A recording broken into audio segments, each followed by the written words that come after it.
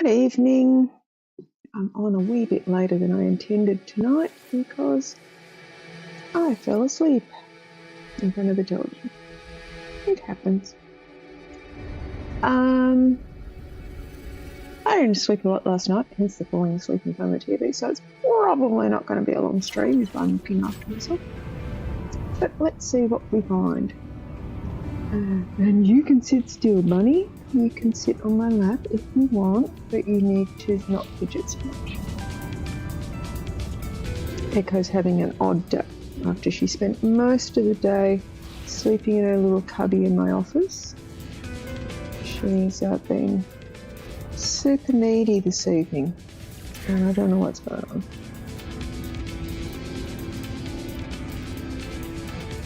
We had a good cuddle on the sofa. Yes, little girl. And now she's purring happily and chirping and jumping around on my lap.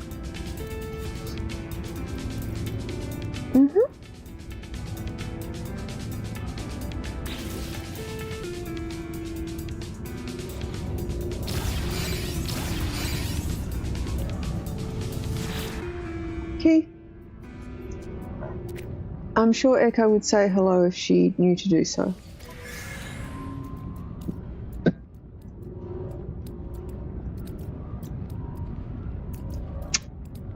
In a minute, we'll just get head pops.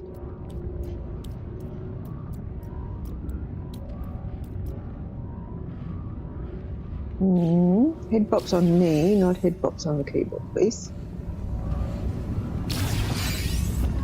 No, not on the keyboard.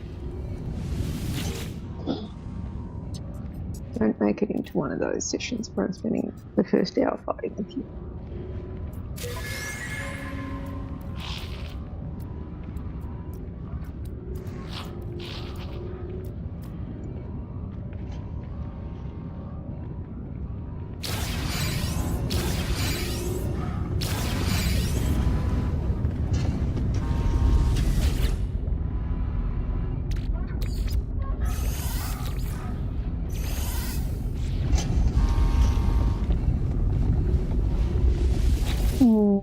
Yes, sure.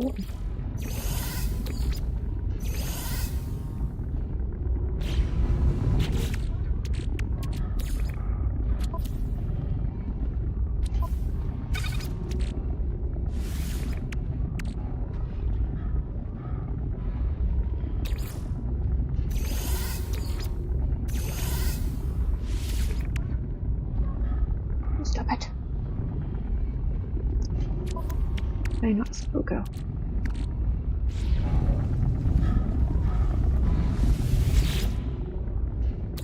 Yes, bonk.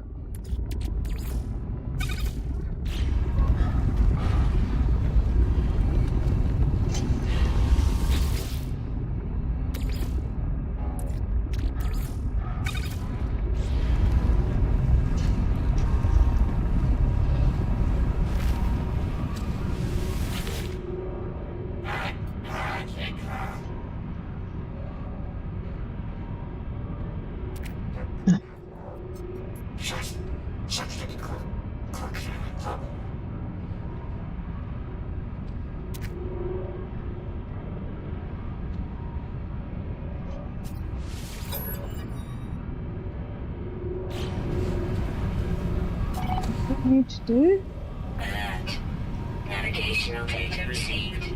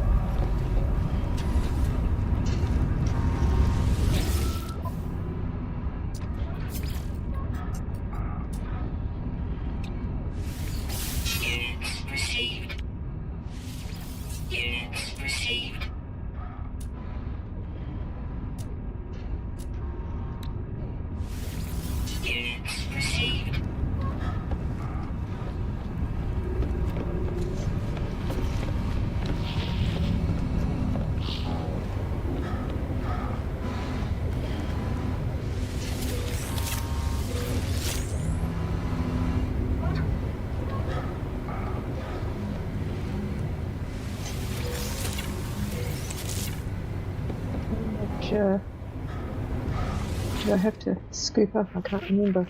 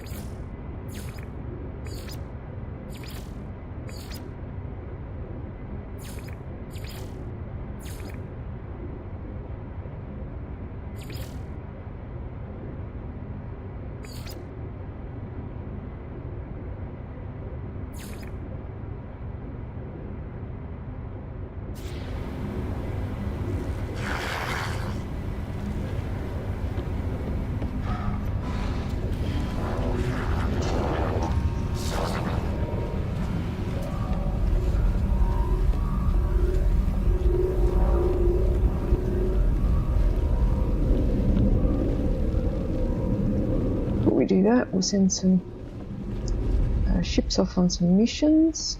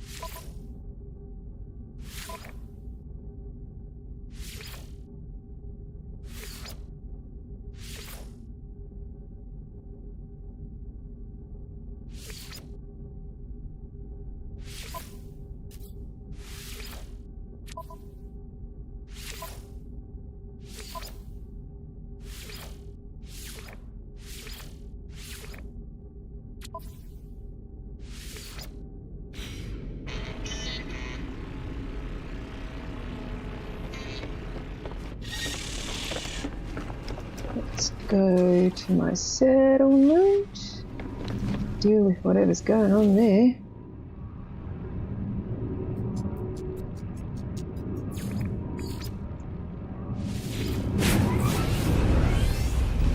You all settled now, kitten? Good girl.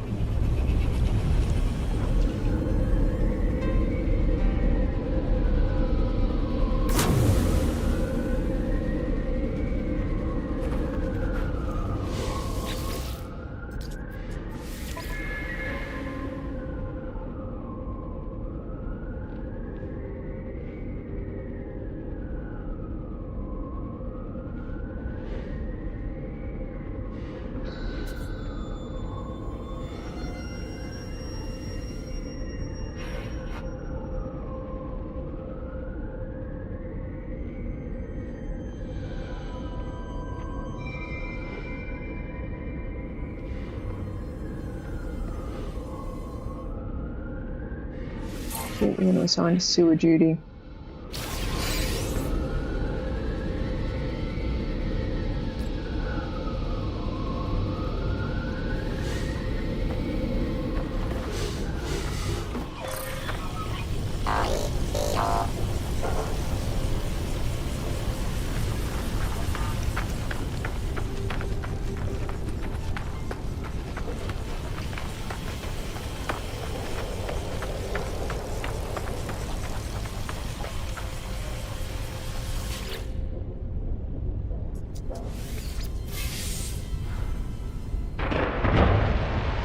How bizarre, how bizarre.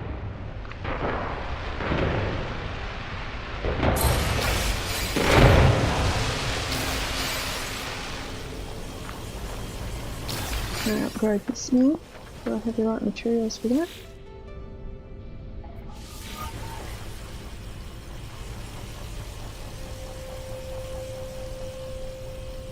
How long does that need? A day, basically.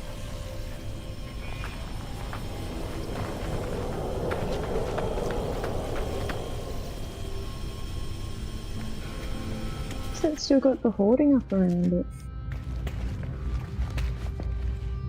That should have opened up again when I opened it up.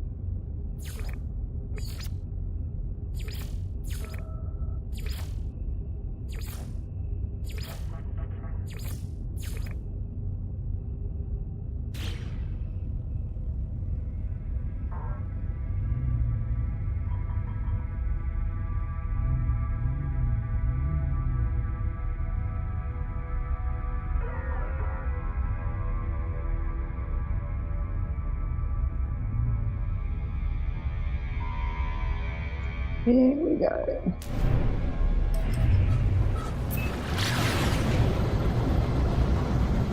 Super critical planet. It's critical. It's going to complain about everything.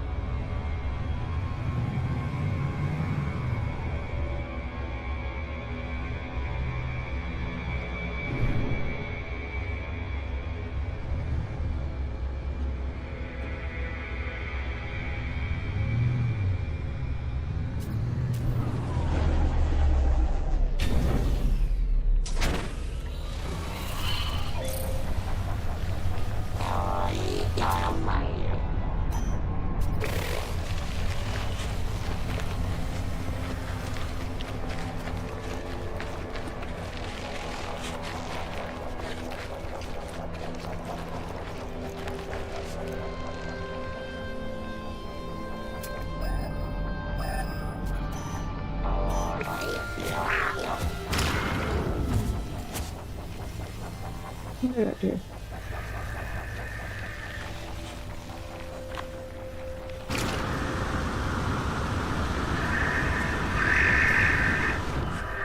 Ah, there's that one.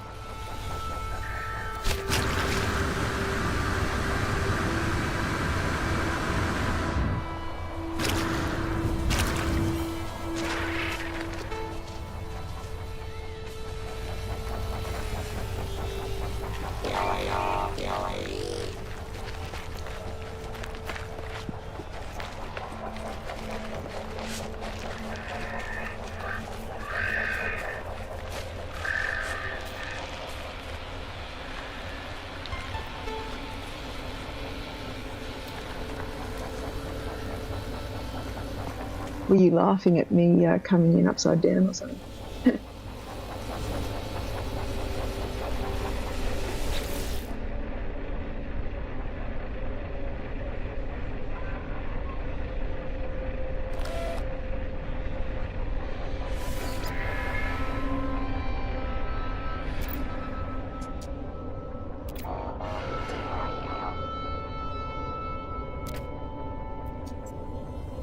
Worried about the wife.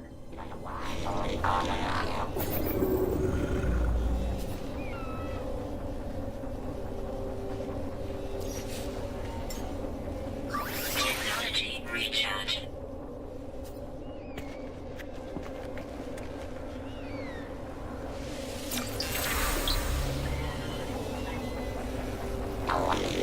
With Kovacs will for share.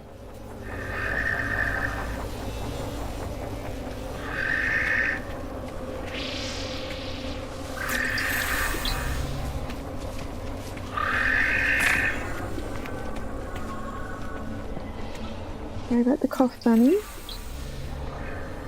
Award.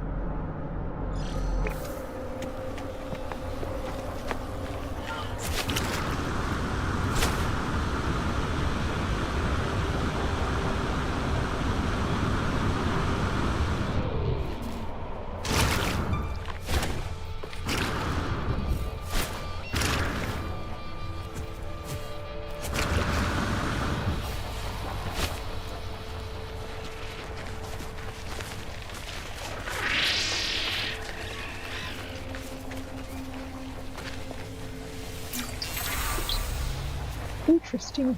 Yeah, that's a fair word. We'll accept that word.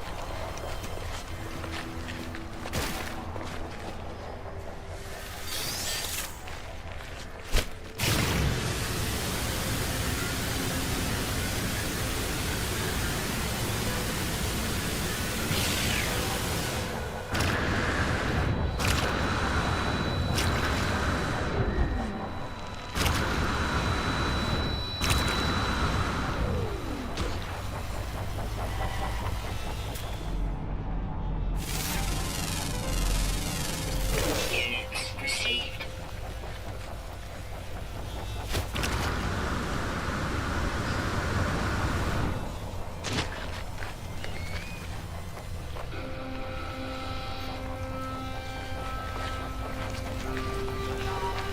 Weather warning. Incoming storm.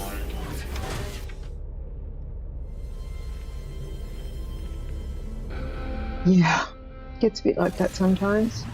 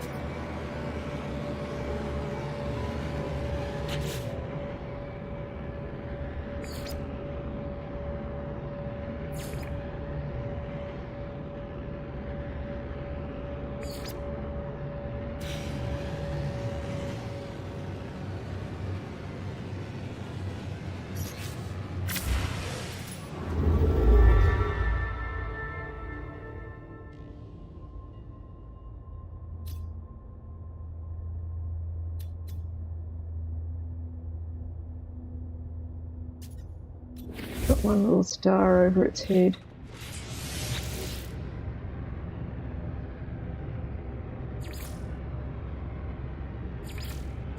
Was it that one?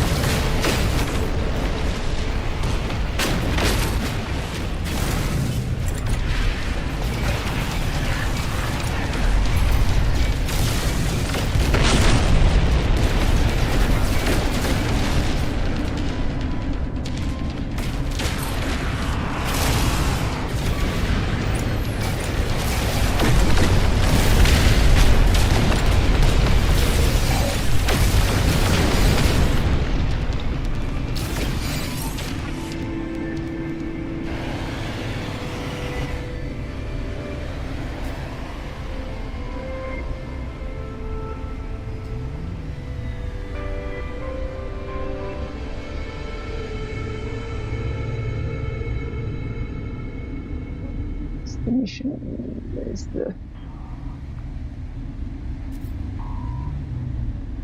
space station. It'll be where that is, won't it?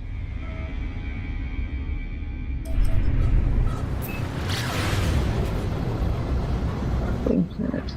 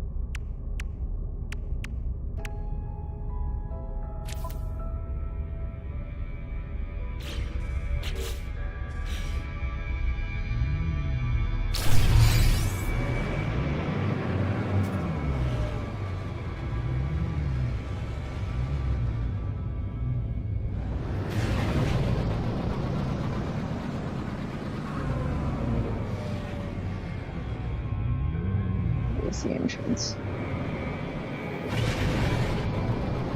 On the other side, I think.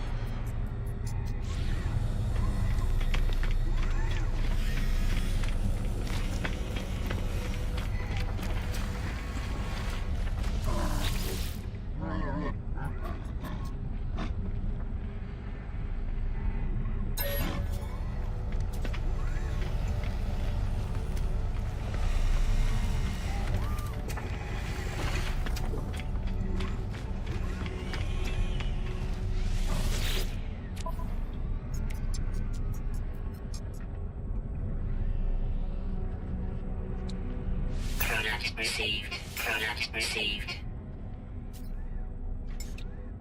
Product received. Product received.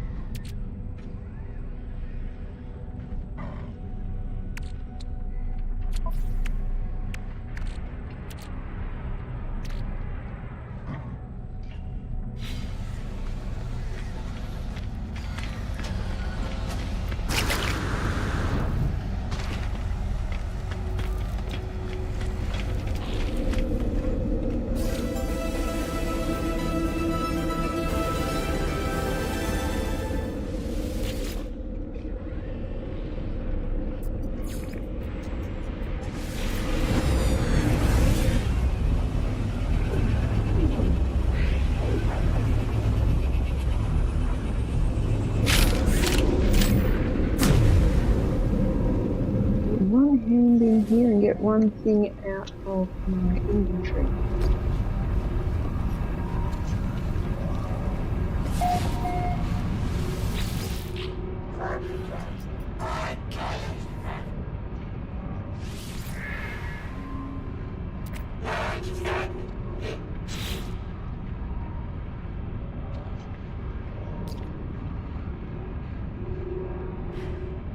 Heat capacitor.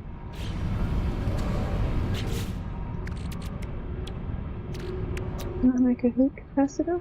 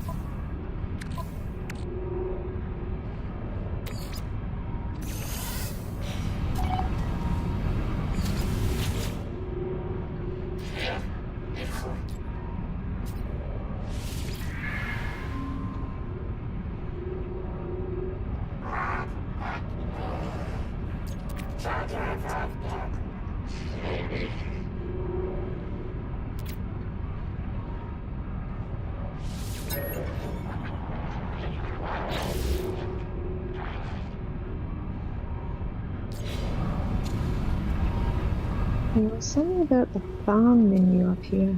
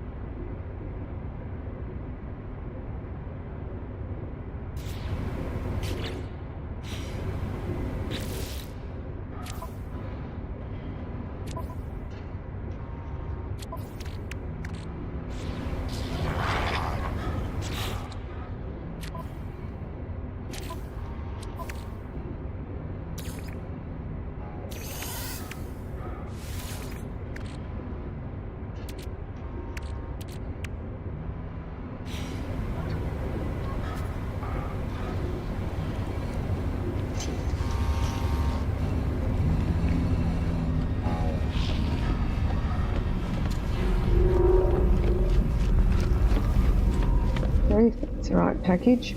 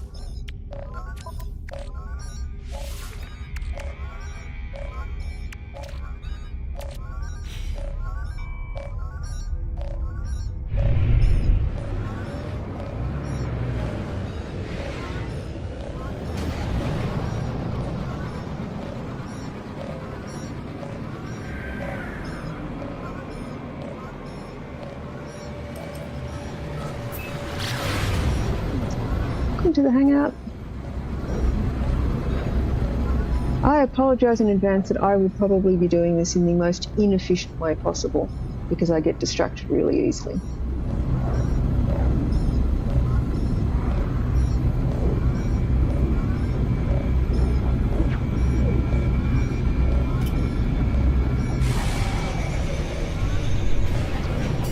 Doing okay. I was a bit migrainey earlier in the day, but it seems to have settled.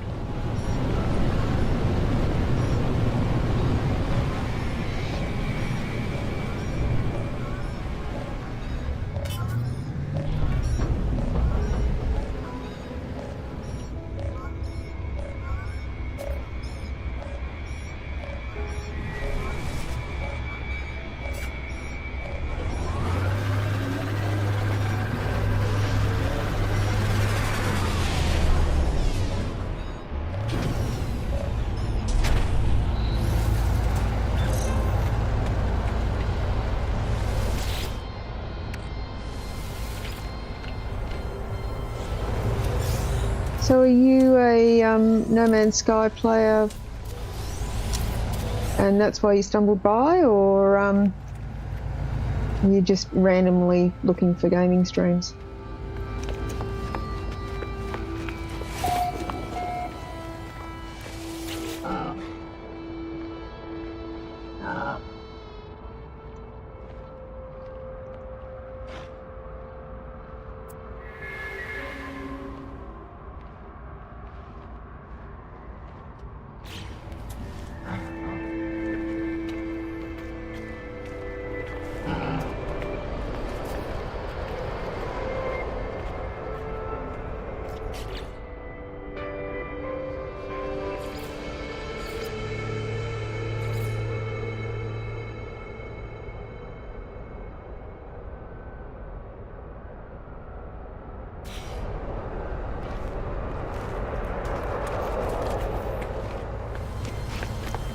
I am a comparatively new player in as much as I have about 100 hours under my belt, give or take.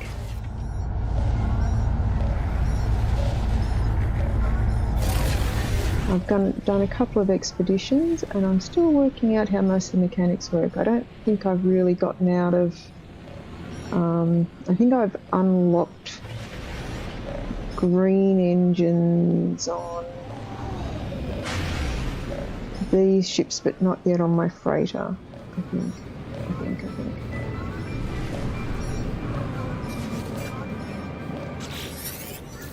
What are you telling me?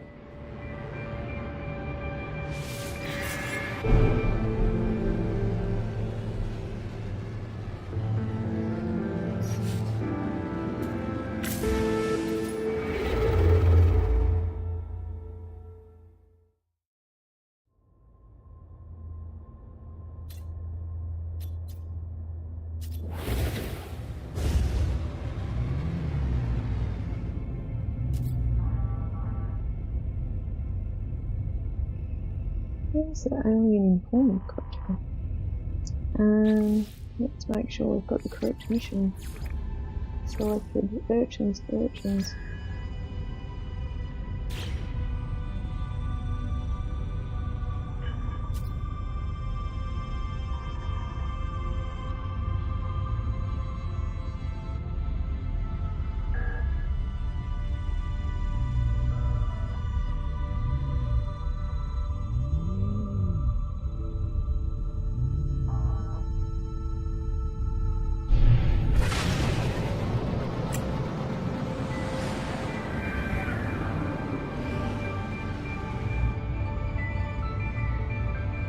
Yeah.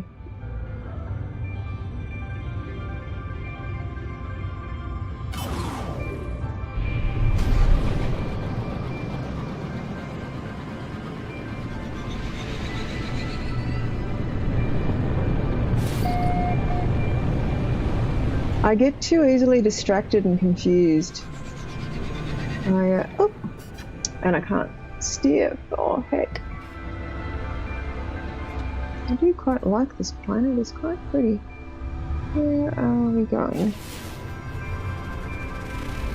Where's my space station? Your base gone to there.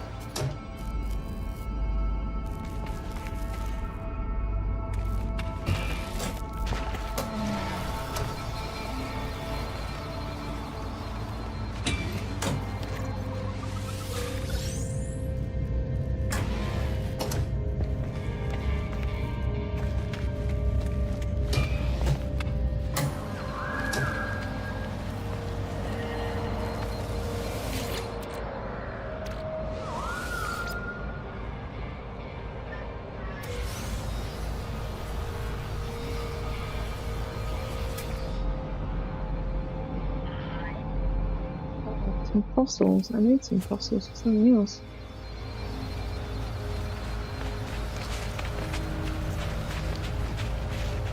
I might go check out that fossil bed once we've dealt with this. Hello, sir. How are you doing? You're missing. Someone's looking for you.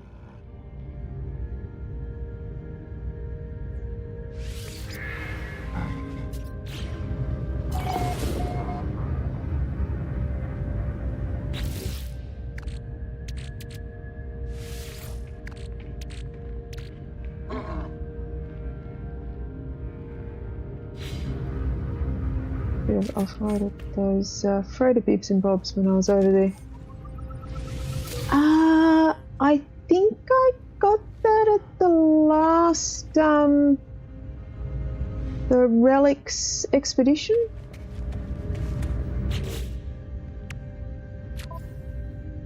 The basilisk crown.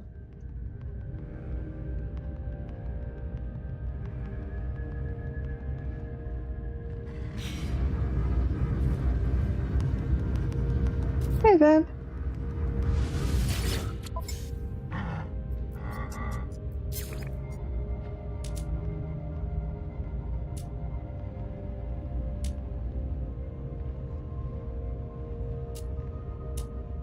I never know what to keep and what to sell.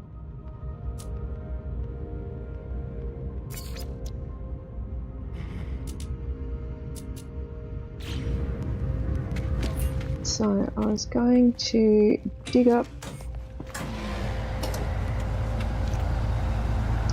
Yeah, there was a few things that that bugged out in that last expedition. I didn't find it too bad. I was pretty lucky.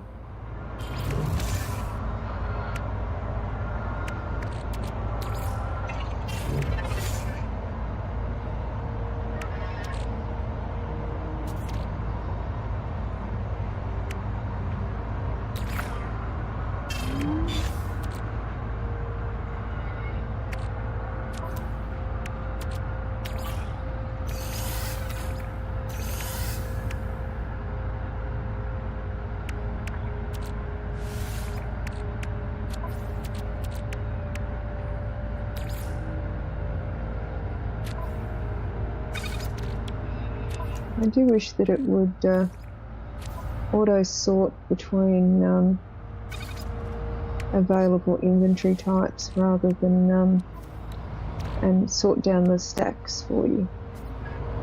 I end up with way too much stuff sometimes.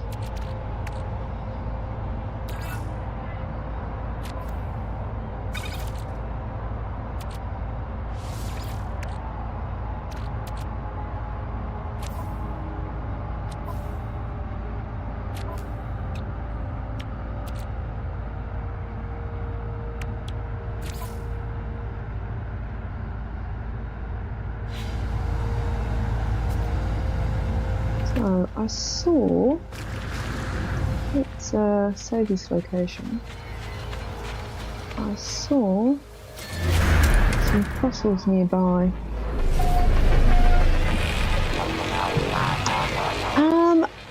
I went looking for your mimic quest or whatever it was called last night, and while I was looking for it, I found something else that I think I've picked for next month. And it's by the same development house that did The Mystery of Edith Finch. And it's a puzzle-ish game, but it's not a common it's not a mechanic I've seen before. So we'll see what it's like. It's from, I think, 2022.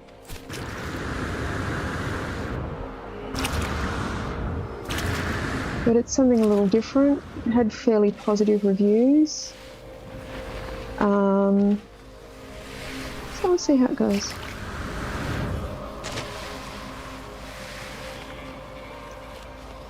Yeah, the milestones, yeah. There were a few patches for it, and didn't work for everyone, unfortunately. Some people were saying it was faster to just start afresh after the patch. There were definitely some issues with it. I don't know how I got through without getting hit by the bugs, but I did.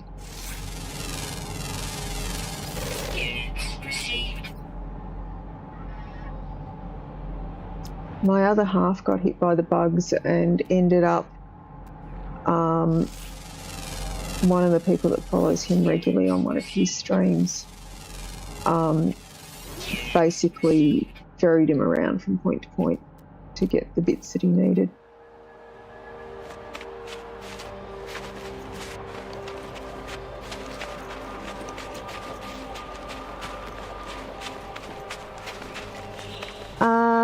I do have that one in my queue. I haven't played that one yet. That's not the one I'm thinking of, and the one I am planning is quite different. I don't think anyone will have seen this mechanic before, but I don't want to talk too much about it until I actually do it.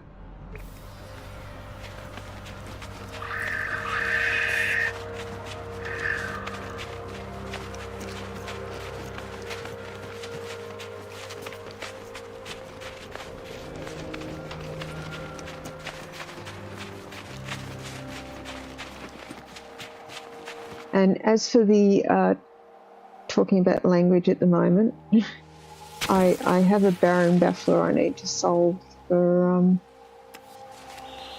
blueprints that I need to sit down with a crossword diary and work out.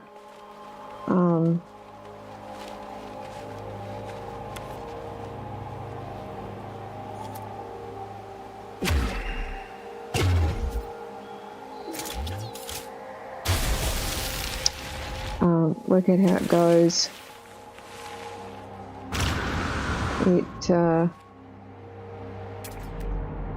I'm a little concerned that if I just try and Google crossword diary, crossword dictionary online, it's just going to give me the solution if I try and put the clue in. So I need to work out how to do it in a way that's not going to mess up my trying to solve it for myself.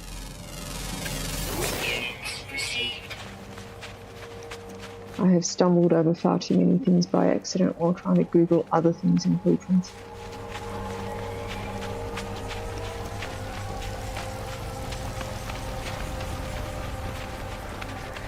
think I'm about the halfway mark, maybe.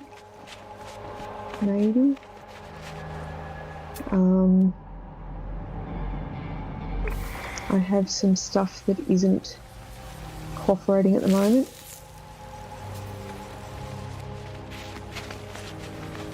I need to do need to get a shrine and do a blessing of the monk and get the treasure trove outside to progress further, I think.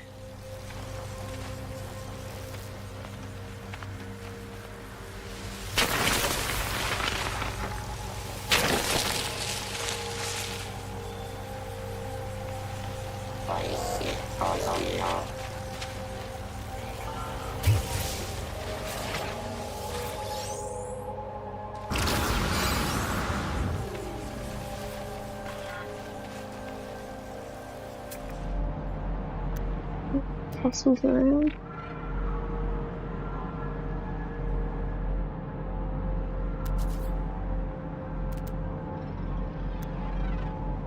Oh, a few over there.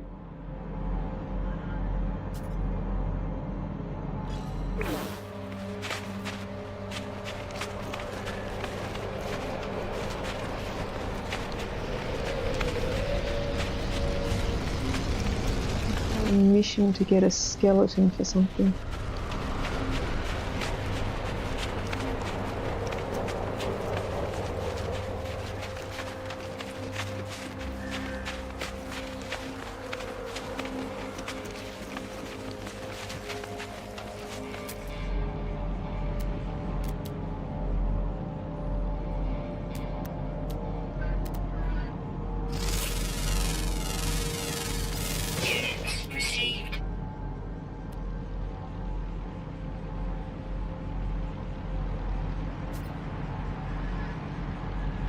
Protection falling.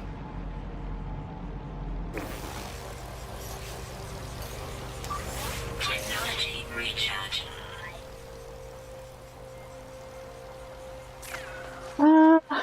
Is that one of the ones that you have to play as a couple, as two players though?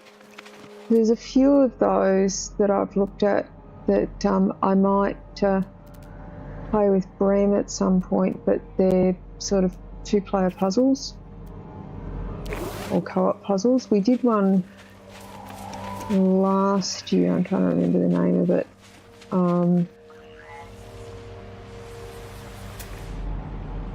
Where the two players were basically in two separate time periods and you're communicating external to the game to say what the other person needed to do.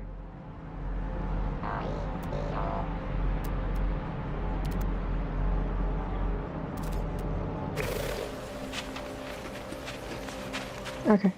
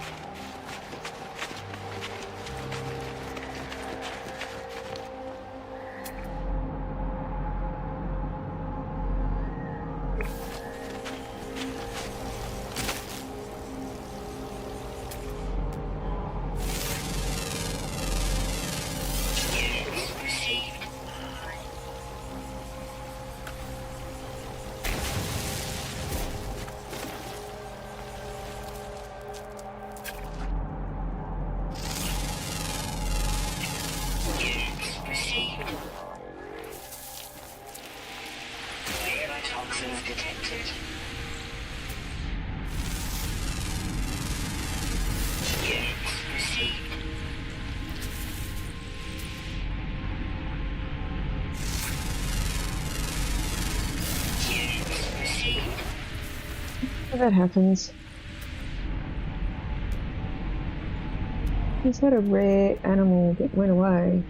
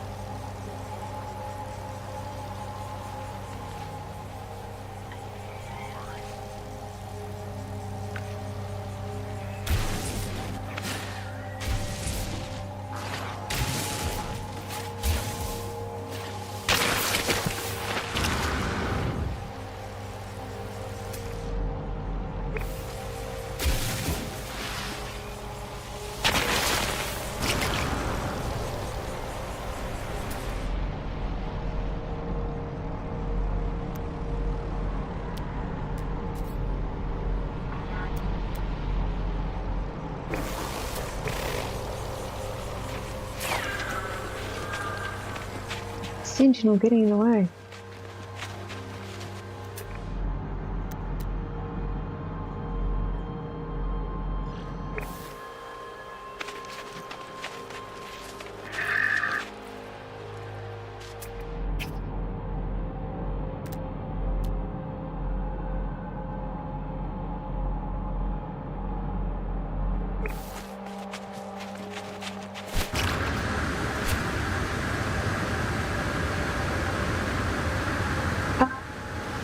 I would need to double check the name of it. It's in, I think, my puzzle games playlist. I think we both streamed it. I have to look it up.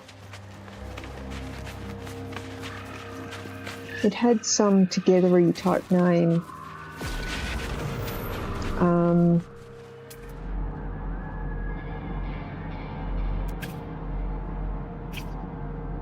There's a few of them around.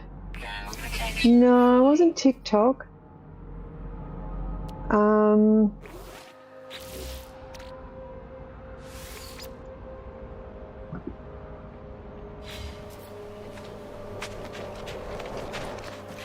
It was a name like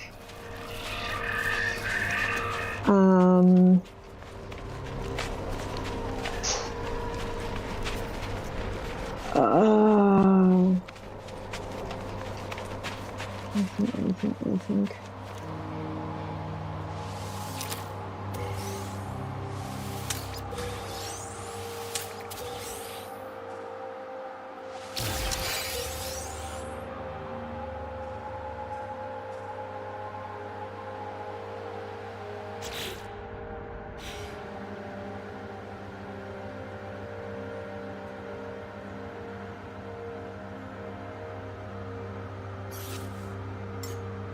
Technology recharge. Technology recharge.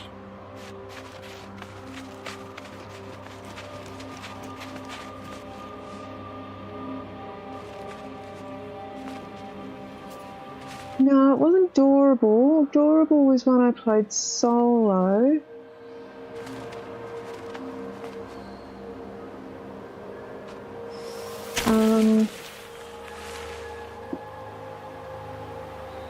Going to my other computer so I can look it up while I'm in No Man's Sky, because it's not cooperating at the minute about jumping to the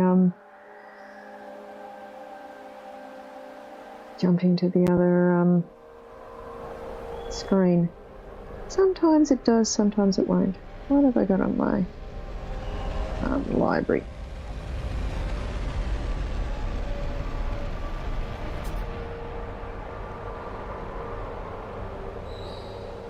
The Past Within, I think it was.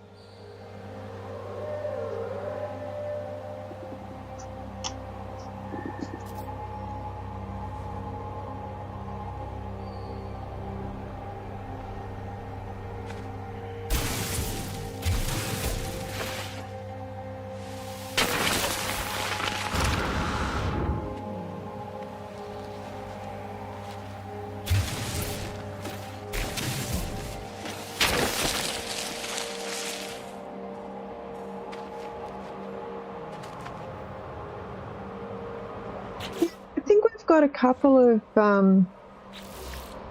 two-player games sitting there.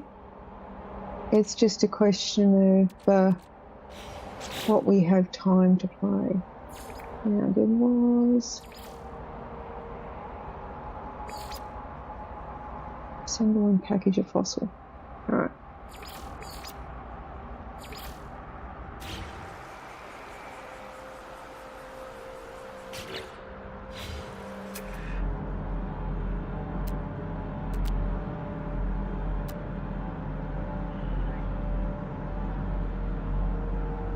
We can see some other fossils nearby.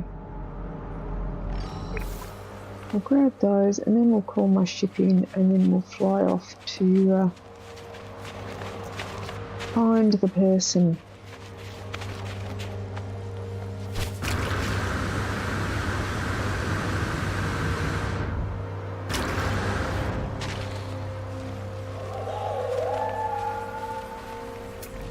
they've certainly improved the soundscapes over the last time I was playing. They're much eerier and more noticeable.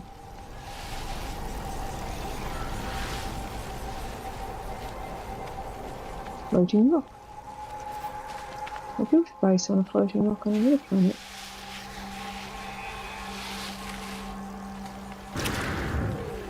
The only problem with bases on floating rocks is if your ship's up there and you get separated from it, you have to finagle things around to get back on it.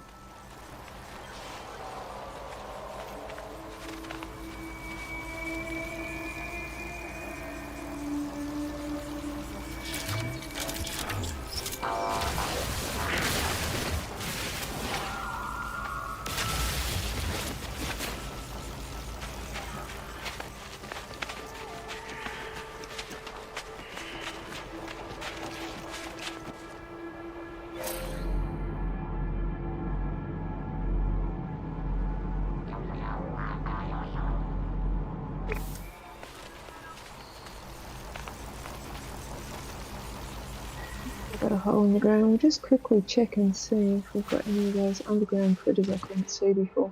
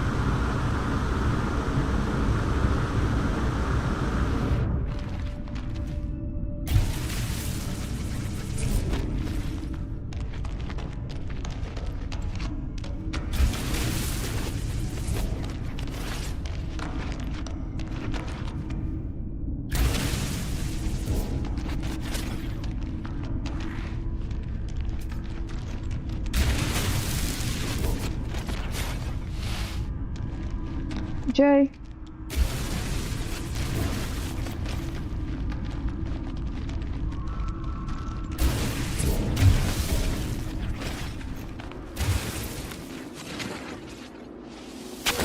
Can you hear yesterday when someone was adamant that I was South African?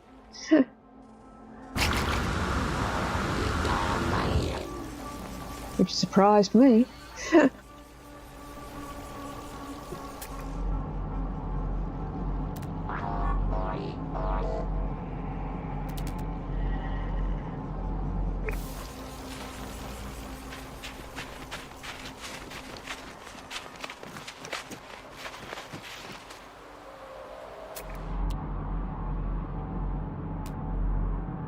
I don't really need any valiant stones right at the moment. Vigilant stones, so how far away is that one? 800, 700.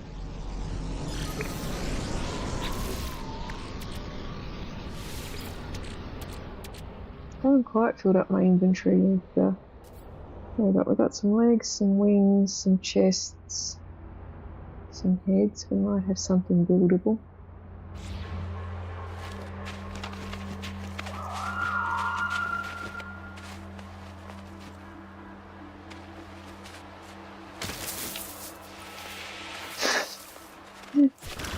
Eventually.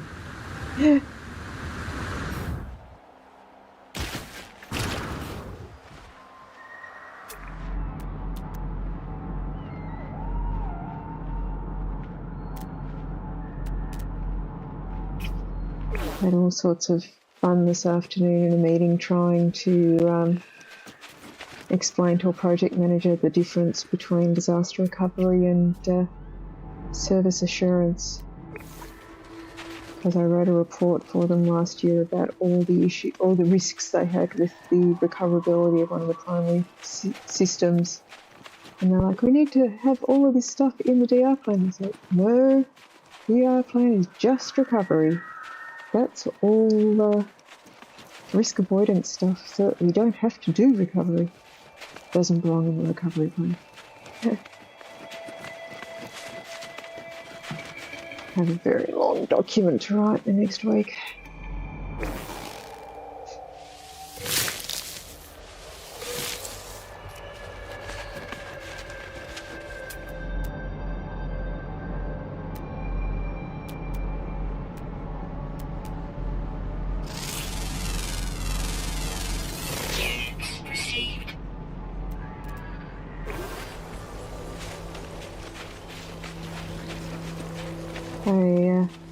I've been struggling a little bit on this project with people not really understanding what DR is. Well, there's DR, there's service assurance, and there's BCP. And I spend a lot of time, I have a little sort of graphic that I draw about the difference between backups, DR, hello cutie, backups, DR, business continuity. And I've not really had to sort of put service assurance in the matrix until now. But yeah, it'll get included in the spiel going forward.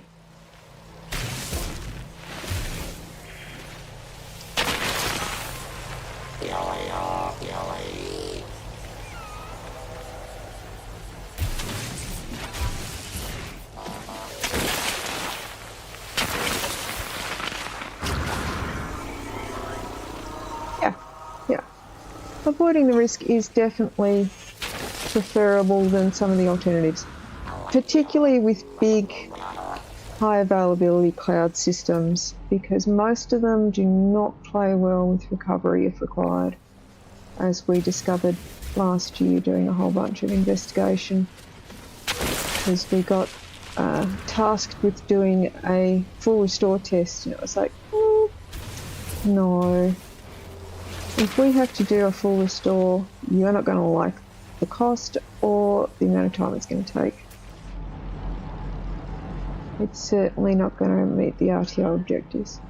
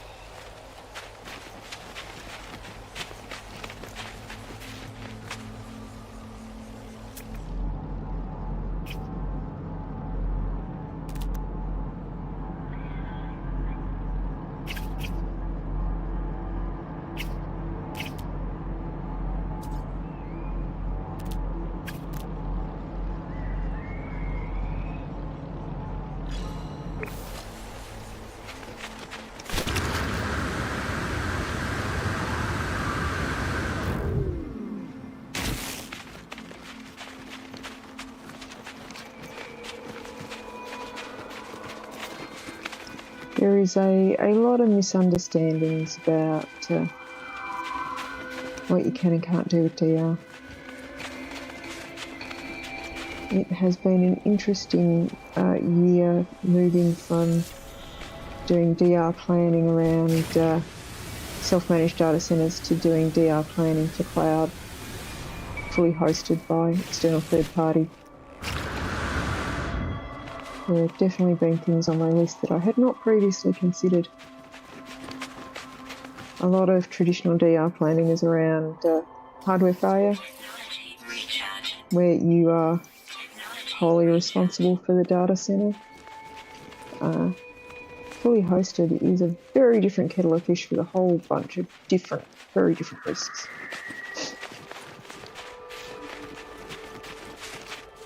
I haven't had enough room in my bags for this. I've got left 1, 2, 3, 4, 5, 6. 6.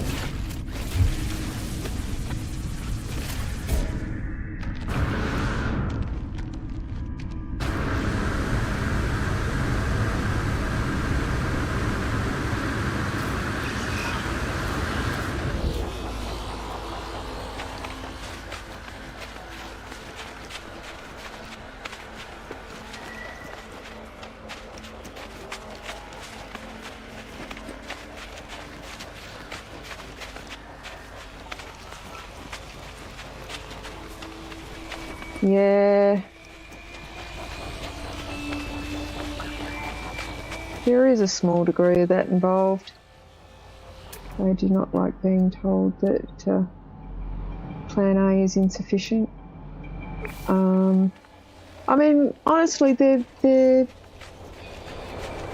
not doing too badly. I've definitely worked places with much bigger risks than this place, but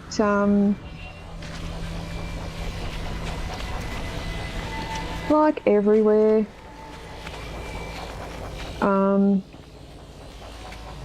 DR is very low priority because they assume nothing will go wrong, and you don't want to be there when it does go wrong because they don't have a plan B. Oh,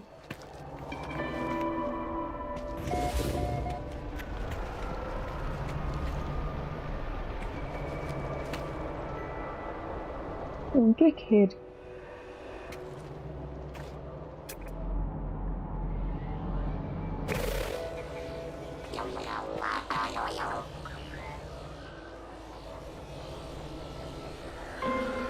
I thought it would have.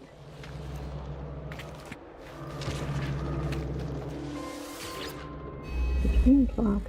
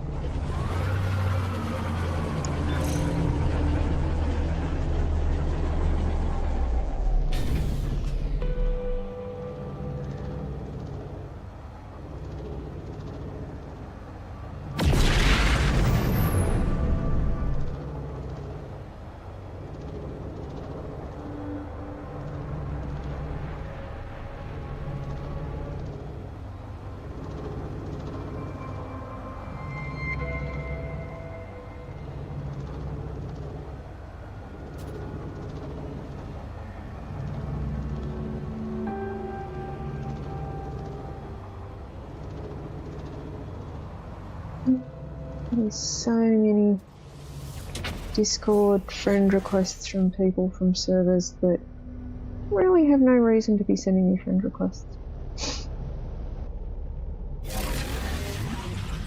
The spam bots are plentiful at the moment.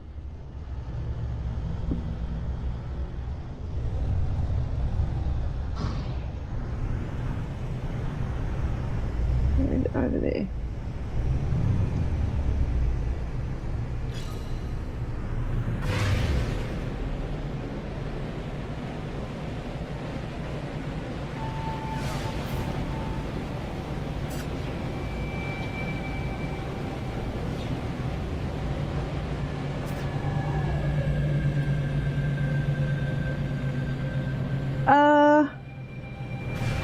I wouldn't make assumptions about my profession if I were you.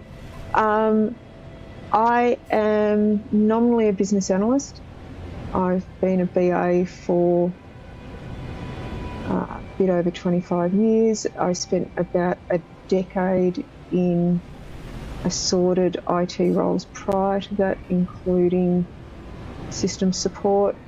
I do a lot of things as a consultant. It really depends on what the client needs. I have done a fair bit of compliance and service assurance stuff over the years, including implementing recovery and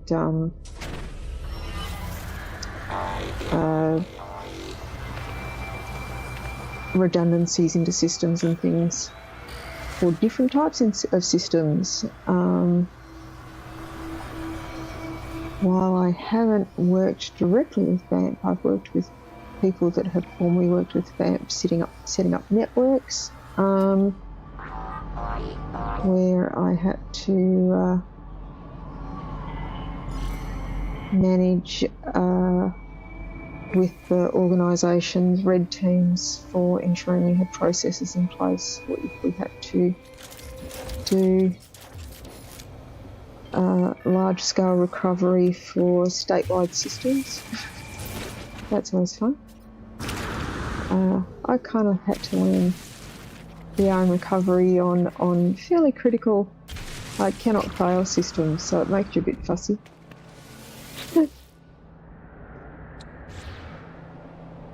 It's learning the hard way, going in the deep end.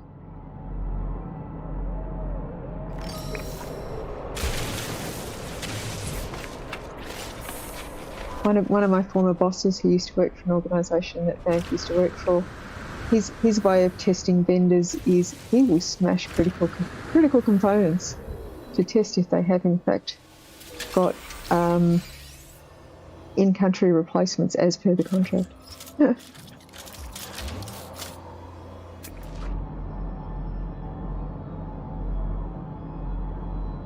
He's a bit of a wild card on occasion.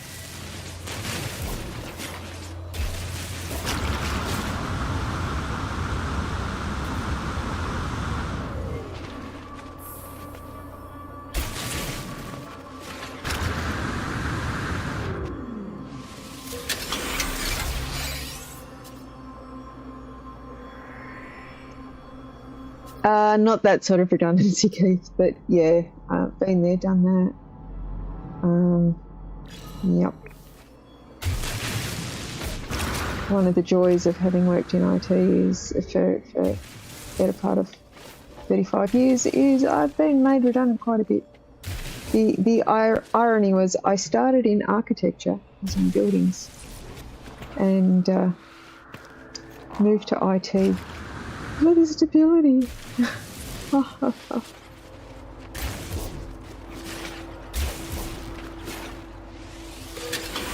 Because construction is very boom bust as well.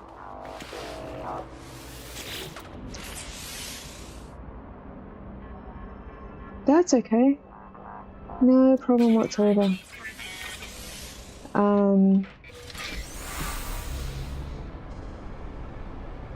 To a certain degree, I learnt a lot of what I learnt about risk management from working in construction.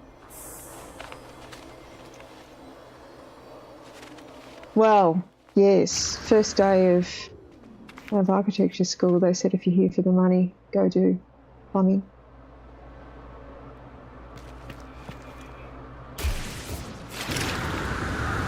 Down at the TAFE down the road.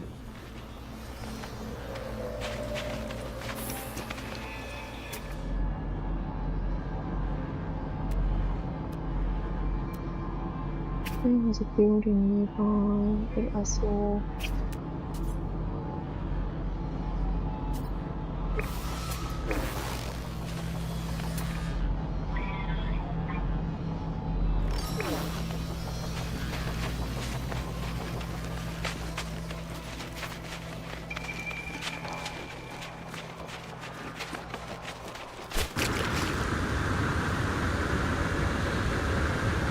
I have a lot of experience being made redundant and picking myself up and starting again.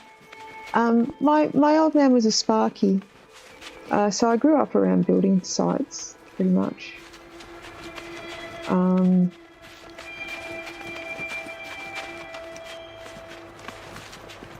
But a lot of what I learnt as an architect, I've applied in other environments. So a lot of the discipline that I bring to being a business analyst comes from my training as an architect. It's ultimately all about requirements and specifications and bills of material and all that sort of stuff.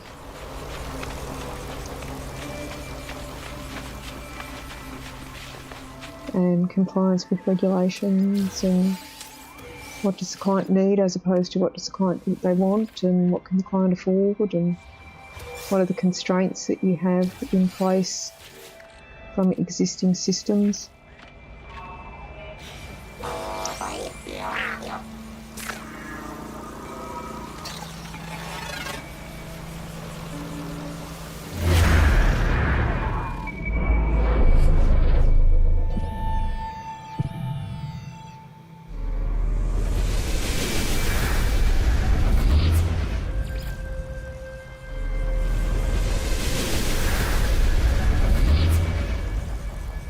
I have to admit, I'm being a bit recalcitrant about AI at the moment because we are getting asked to implement a lot of AI systems.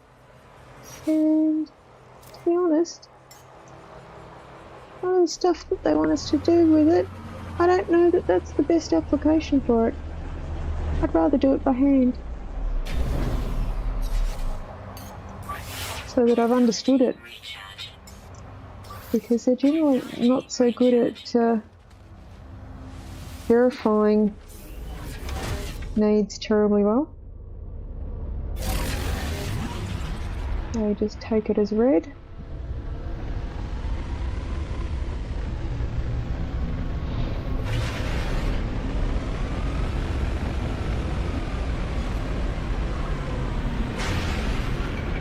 Yeah, and they hallucinate and all that sort of stuff. I would much rather work it out for myself. That way, if there's a problem with it, it's my fault.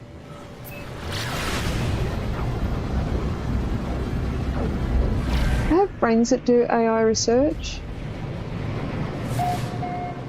and there was a paper I was looking at the other day that I've been sharing around with Schadenfreude, talking about how much damage it does to critical thinking skills if you rely on it too much. I keep getting project managers telling me to get AI to do various slide decks and summarising papers for them, and it's like, I'd rather summarise it myself so I know that I understood it.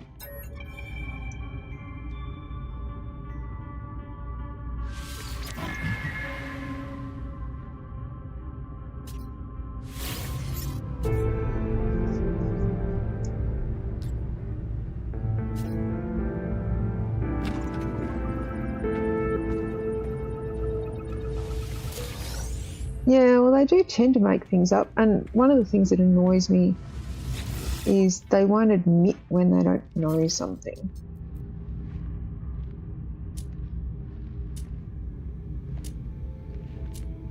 I'm referring to the systems there, but salespeople are much the same.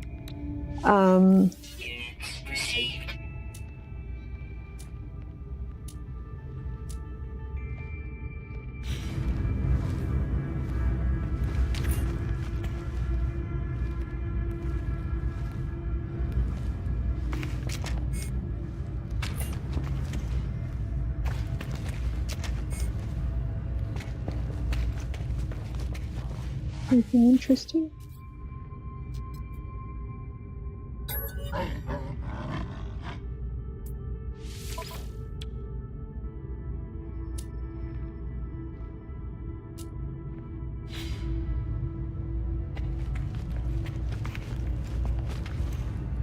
Already got your stuff. Alright.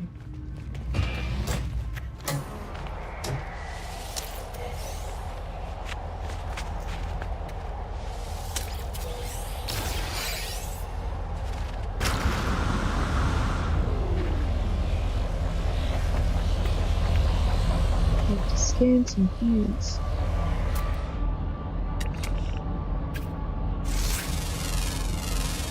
That's not bad.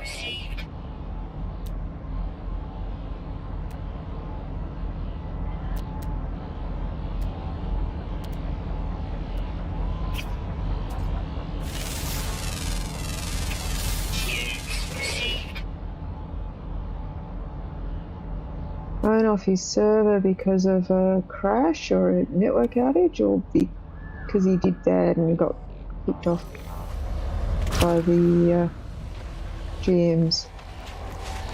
He's usually a pretty polite player, mostly.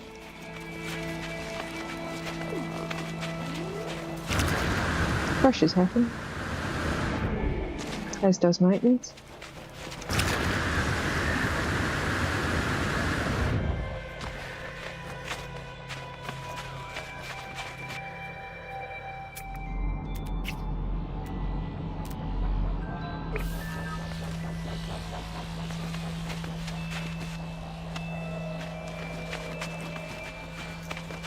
The server crashed. Yeah. He might be a bit grumpy if he was in the middle of something when he crashed, but he probably won't be too upset.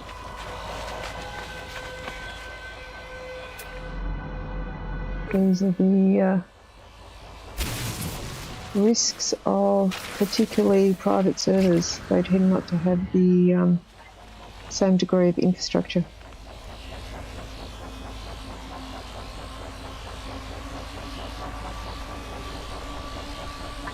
Well, I would say it's less about retention and probably more accurately, it doesn't understand what it's looking at. So it has no model for assessing the factuality of what it's looking at, and it can't form intent. So it doesn't have any sense of ownership of the results that it gives you, no sense of pride in what it's doing. It doesn't care if it makes stuff up. It doesn't have pride in what it produces, but it does seem to be a bit prideful in as much as it can't admit when it makes mistakes. It will confabulate rather than admit mistakes. I tend to liken it to a toddler in a lot of ways. It can't tell the difference between something it's made up and something it knows to be true. It has no real concept of truth or a lie. So it doesn't have the intent to lie, but it can't tell the difference, and it will just make things up to fill the gaps without any sense of remorse.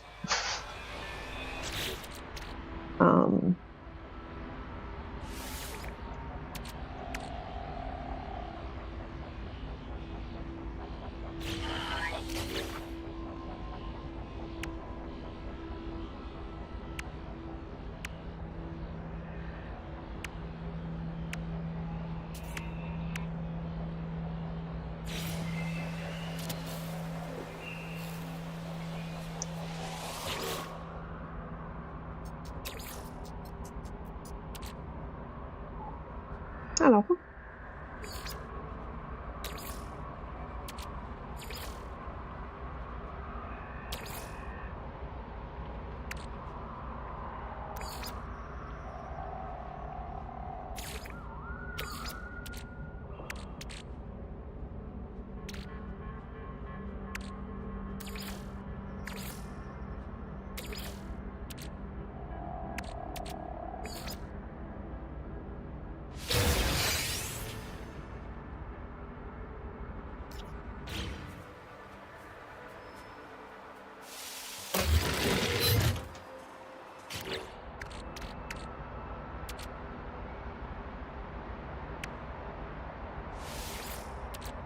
Hopefully that meets the requirements of that thing that the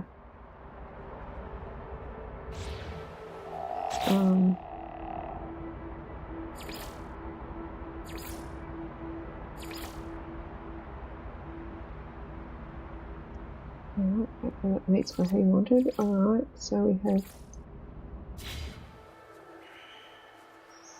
that. I see any plants nearby that haven't been scanned. I've scanned everything reasonable on this planet, and I'm going to have to go elsewhere.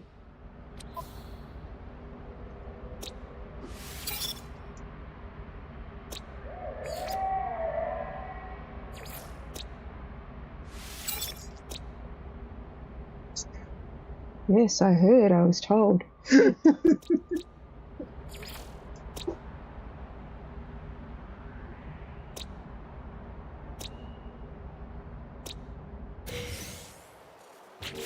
hang on. There'll be stuff on that, I assume. Maybe on that one.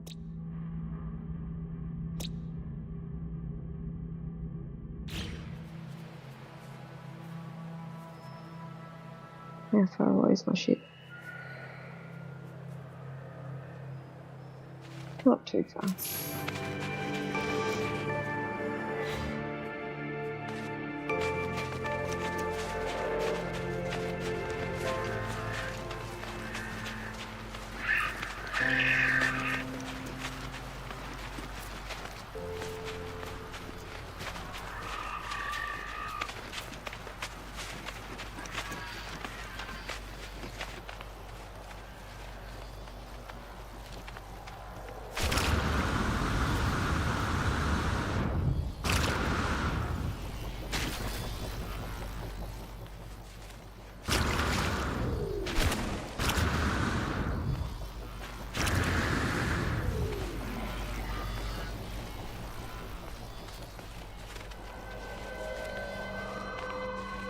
I mean, it also makes a huge difference who built and programmed the model too, what they thought to include or not include.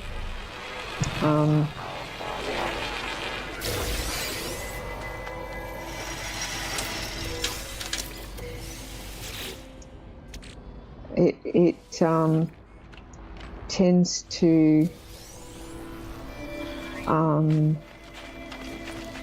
amplify the blind spots of the people who build the data models, and it doesn't have the smarts to develop intuition or awareness of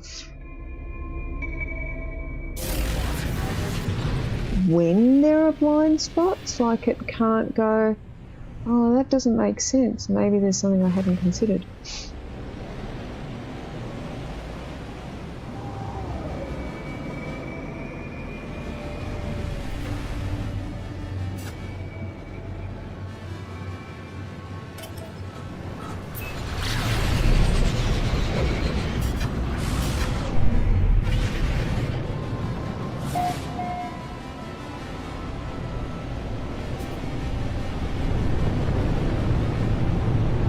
I think too much on this sort of stuff. I have little post-it notes around my monitor at time around articles I think I want to write on a topic. And then I don't write them because I work for a company that does a lot of AI stuff, and I don't want to be that person at work who is writing stuff against the company interests. Myself and the rest of the VAs just complain about it. All the salespeople are all gung-ho.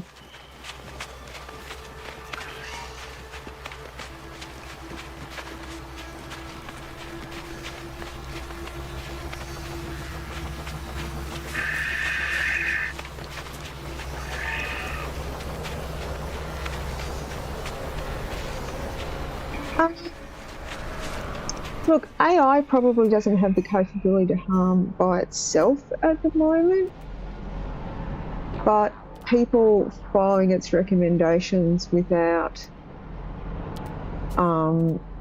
verifying, validating and questioning them certainly have the capability to do harm.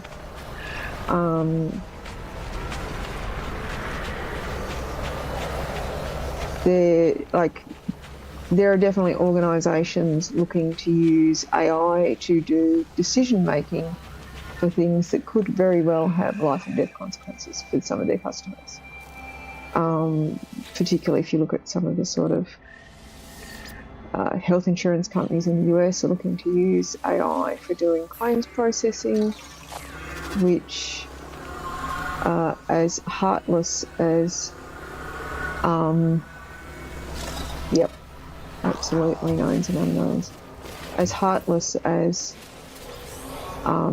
insurance companies are at the moment, at least with a human being processing it, you have a small chance of them going and applying an exception. But one thing I have learnt over the years as someone who has done a lot of process re-engineering and automation stuff, so many organisations automate without leaving room's not the right word, without building in exceptions into the process. They assume that everything is going to fit the process perfectly, and they don't build in modes for exiting the process if it is discovered that what you're trying to do doesn't fit it perfectly. Instead, it'll just block people from progressing, which is not really acceptable in a lot of cases. But if they don't build it into the process at the start,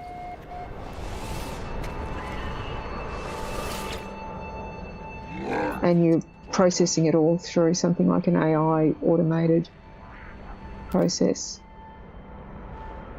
the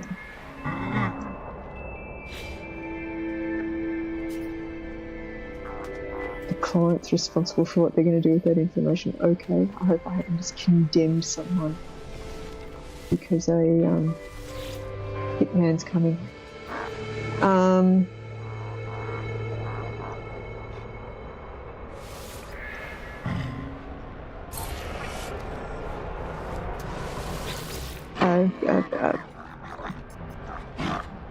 Humans are a lot better at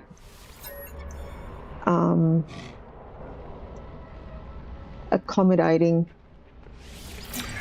the unknown and adapting. I mean, I'm sure there will become a point where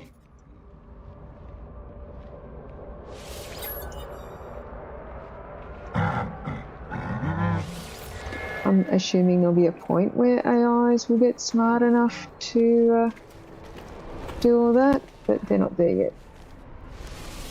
I have some training I've got to sit there and do at work at the moment on agentic AI as opposed to generative AI, which is starting to get in the realms of what AI is currently good at. I wouldn't have said AI is good at generative at the minute.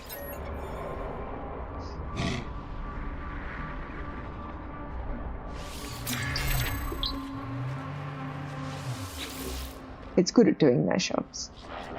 It doesn't genuinely create.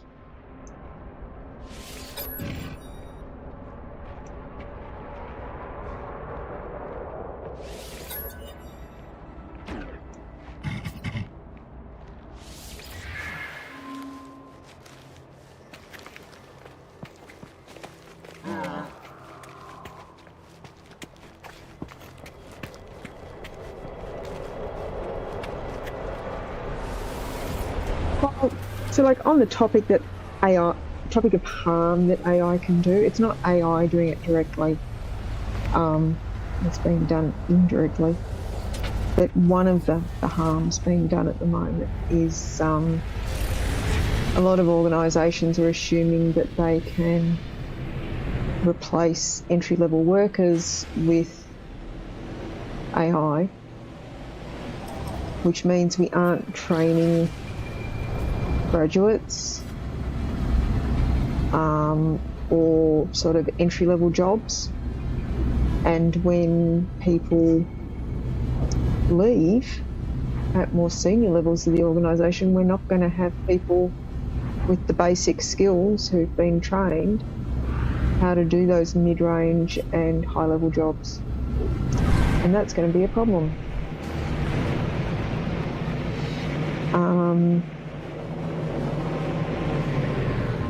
A lot of people are sort of likening it to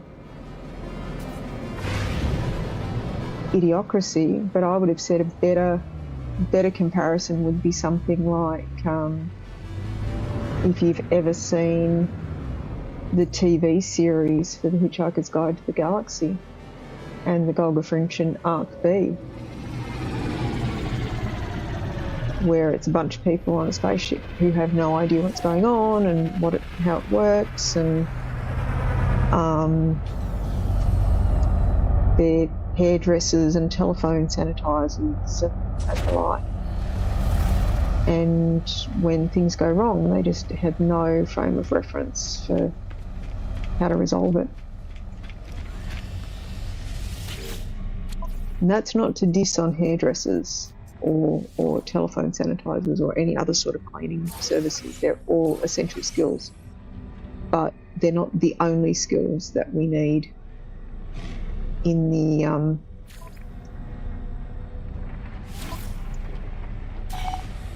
mix.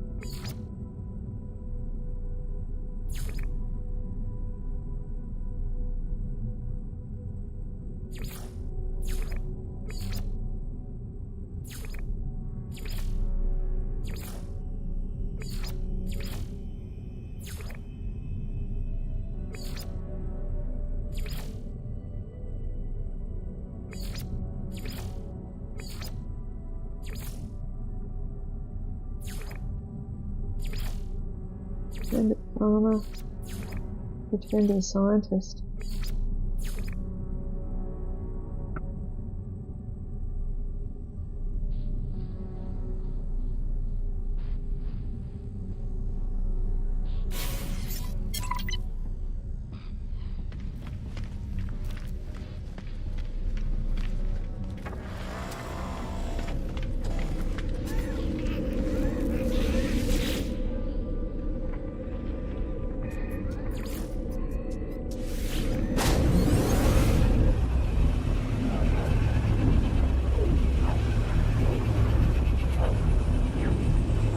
Yes and no.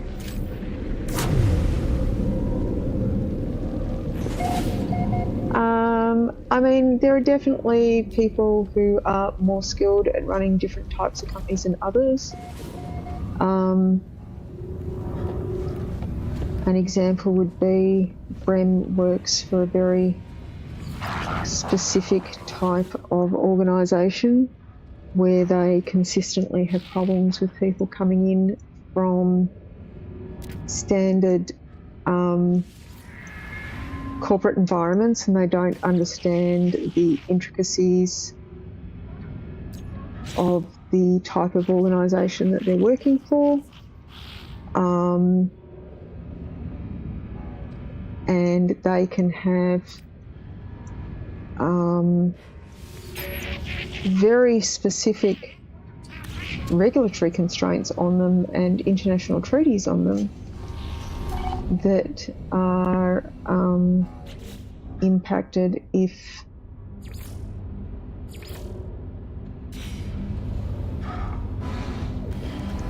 they screw up. And the guys at their work keep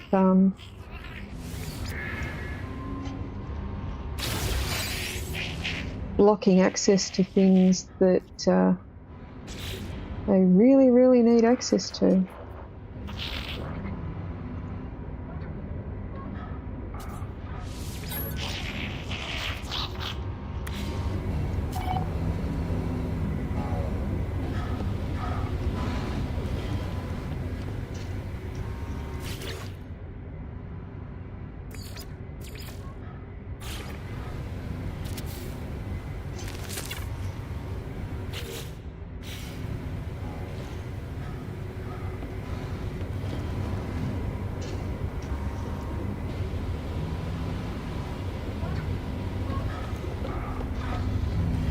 and that there will be significant regulatory issues if they don't have access to it.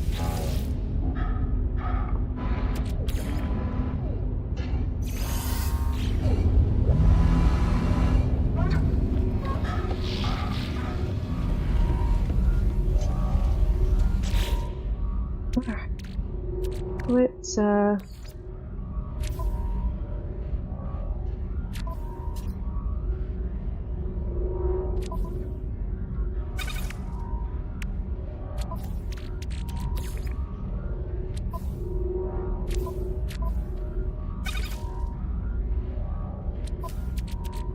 get some stuff out of here.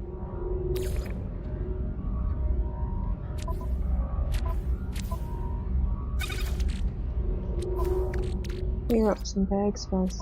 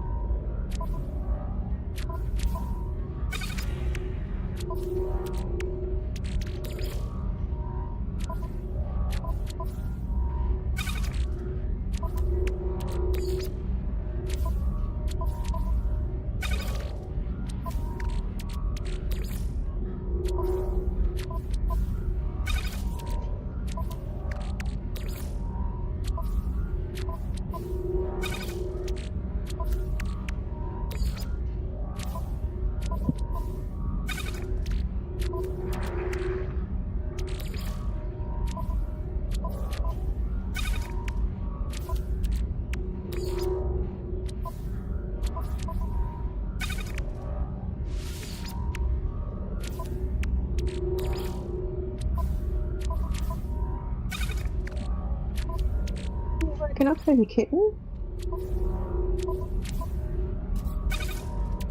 Another stretch.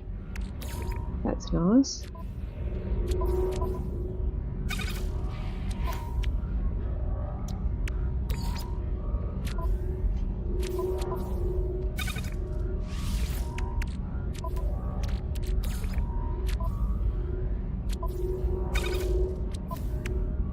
What else have I got here?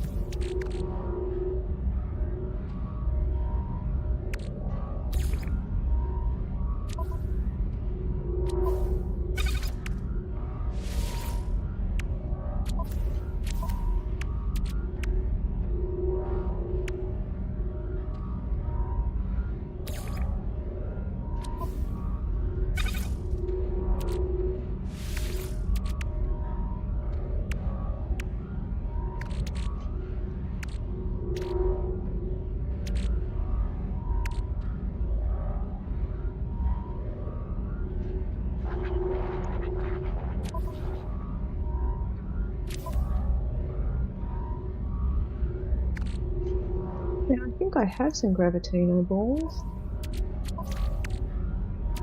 Ah.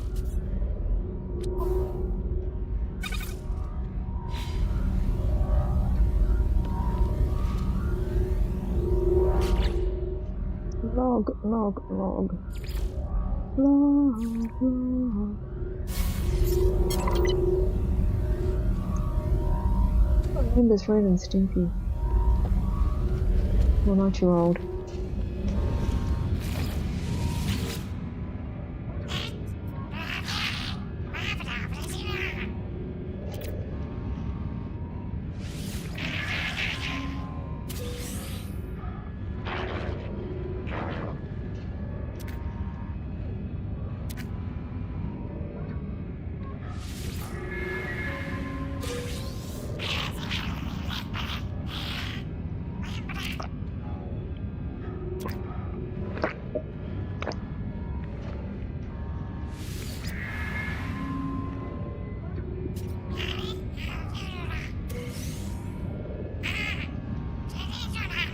I'm stuck in the loop.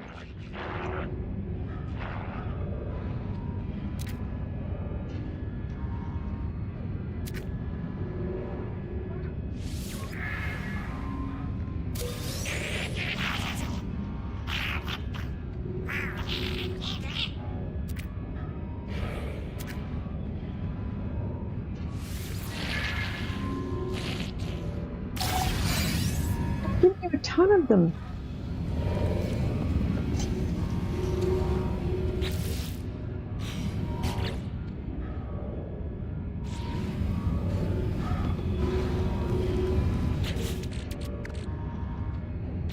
A whole heap of them. Giving you 4 so far.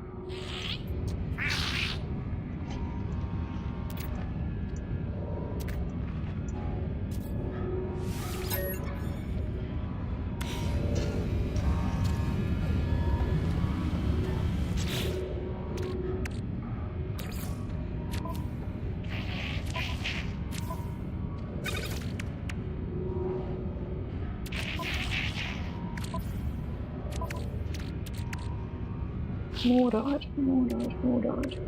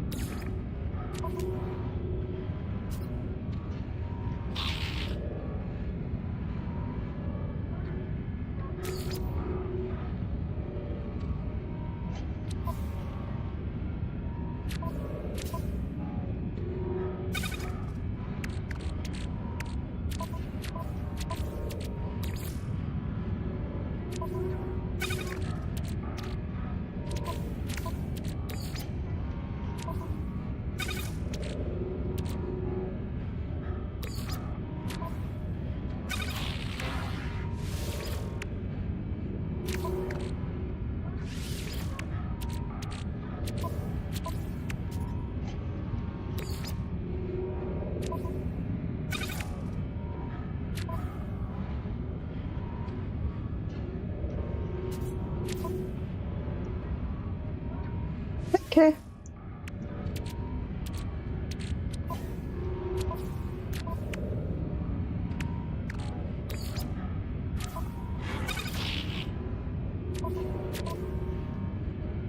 I have way too much stuff. Can't keep track of it all.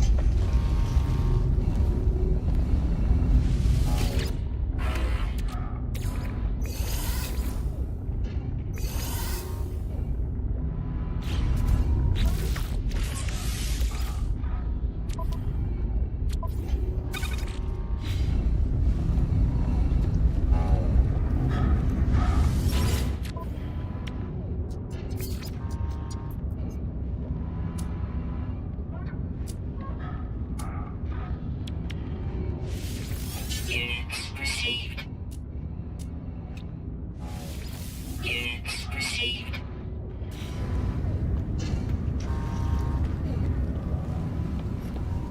Alrighty, let's start doing my wrap for the evening.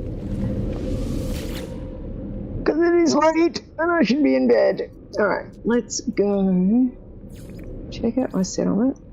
I was pretty sure there'd be something waiting for me there. There's so much to do tomorrow, kitten.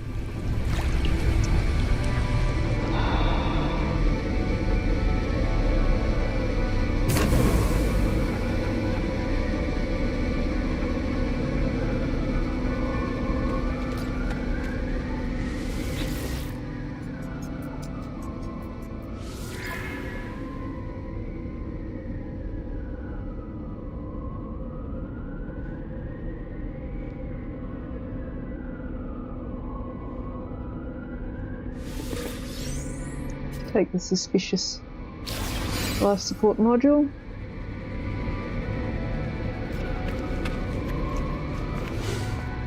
How's my fish pond going?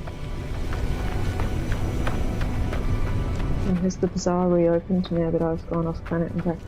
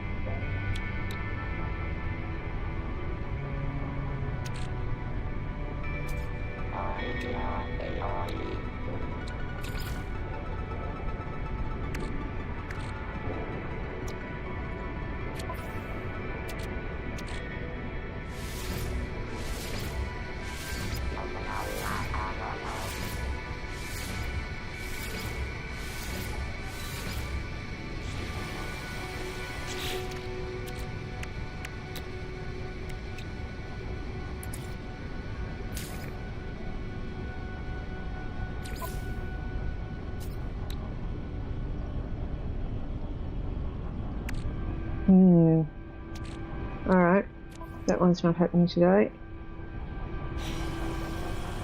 And apparently I need more ferrite. So, what else can we upgrade? Looks like the bazaar has properly reopened now.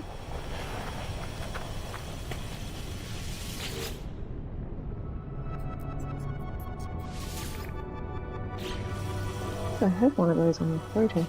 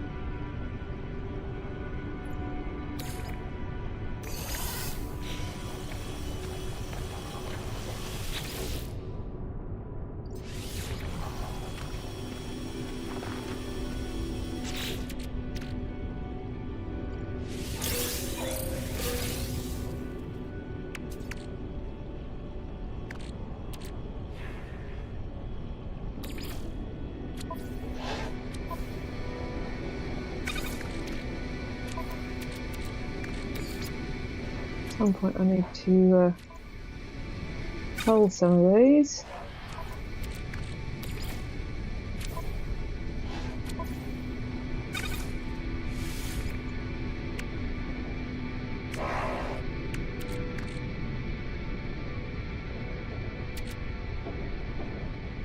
Definitely get rid of all the C-class ones. That's what I have here that I need to get rid of.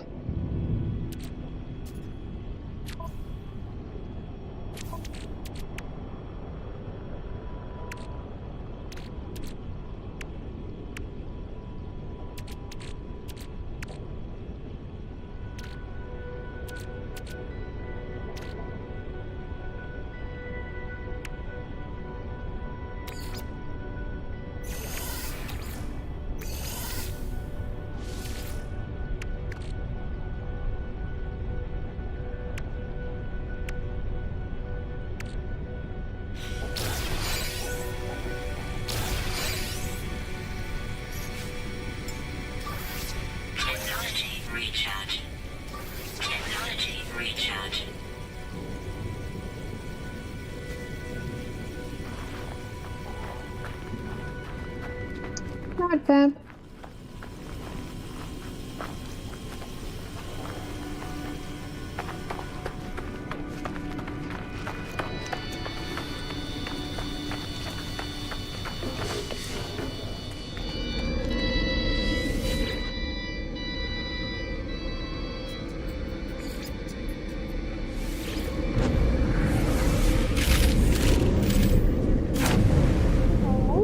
This little chirpy girl. 10 minutes, give or take. Mum's going to be up and out. Don't get too comfortable. Right, we'll put some stuff in the replicator. We'll go pick up some more nanites to top off my supply of them.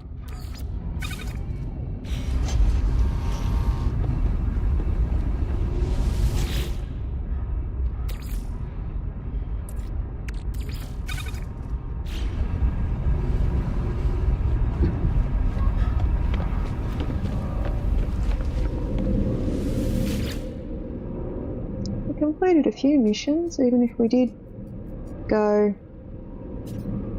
create some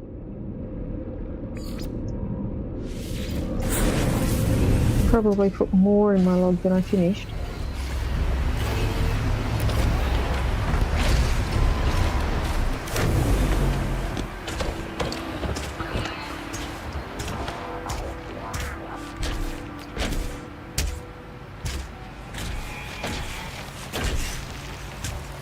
That is not a good parking job.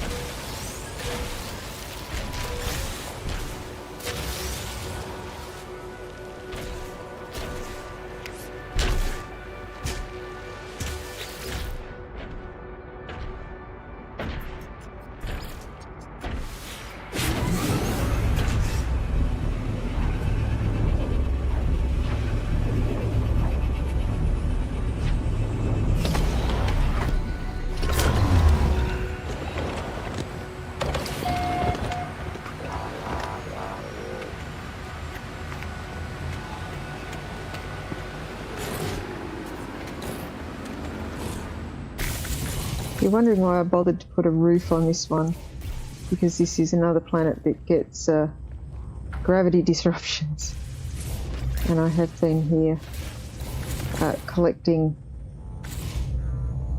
my non-terrain manipulator. I just blew up all of those.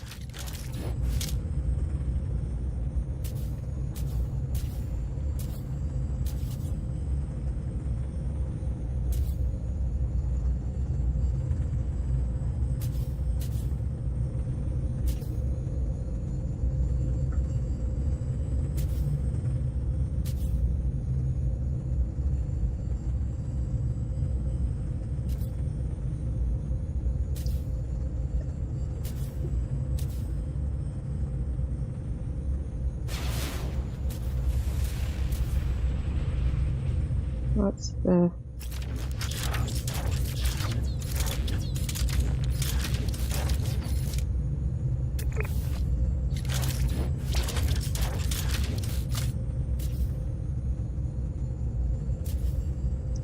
What's the... Switch modes?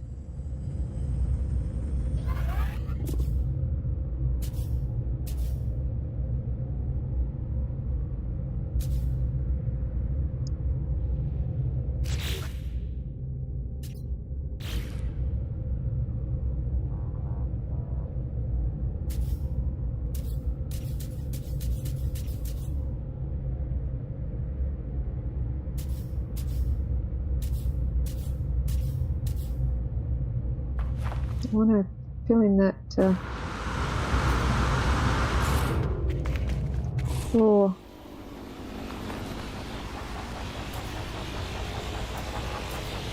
Store, that's what it was.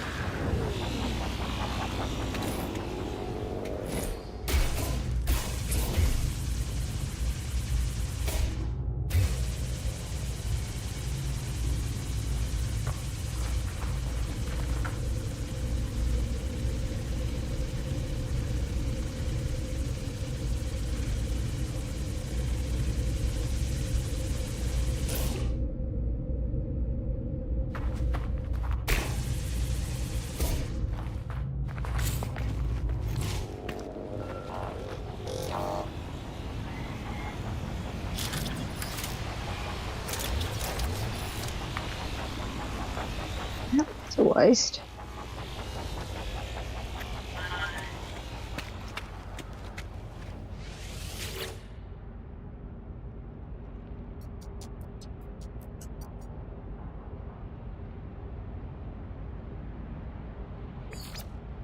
They won't have come back yet, though, I don't think.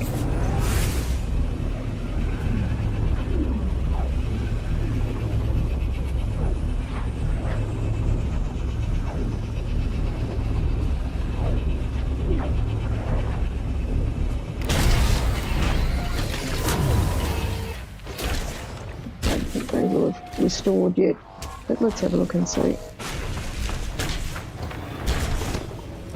Yeah, okay. They have.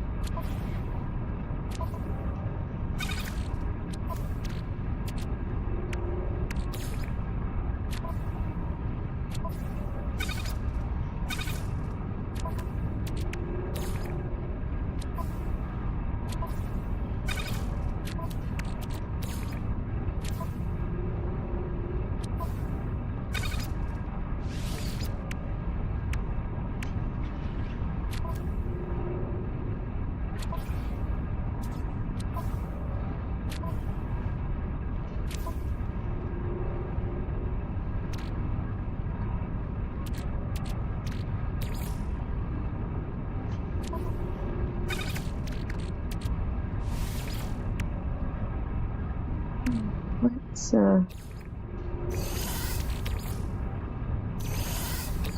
get rid of all the C-class modules.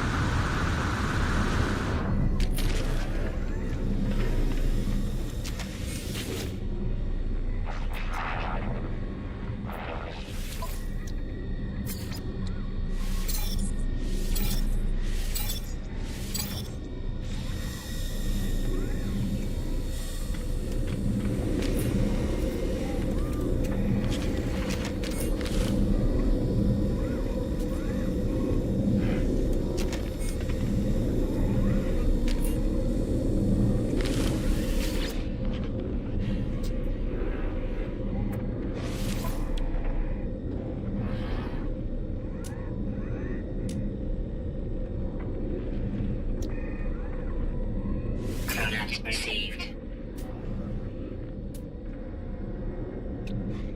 Coordinates received. Coordinates received.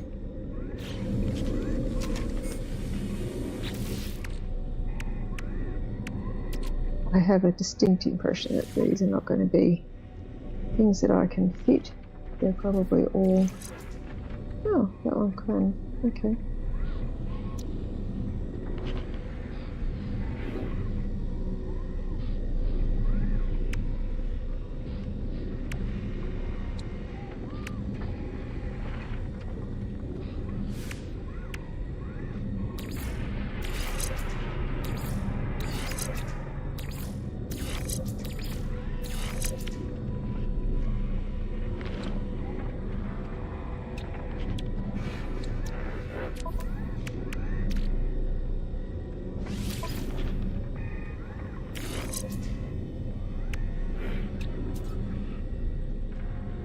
97.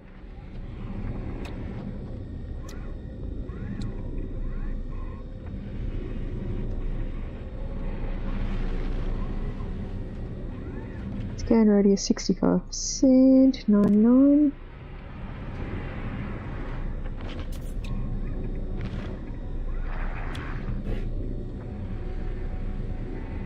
Mineral and flora.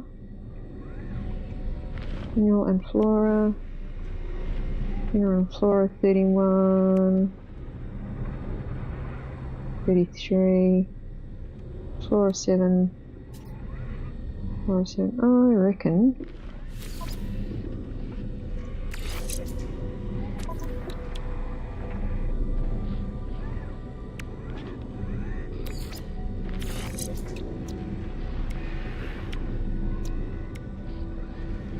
Oh, chirpy girl.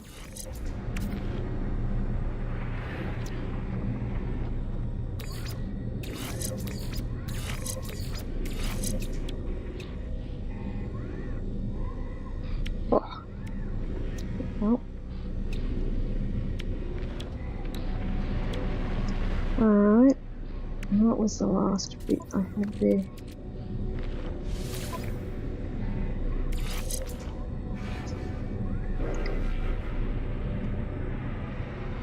$50, $21, $16, $17.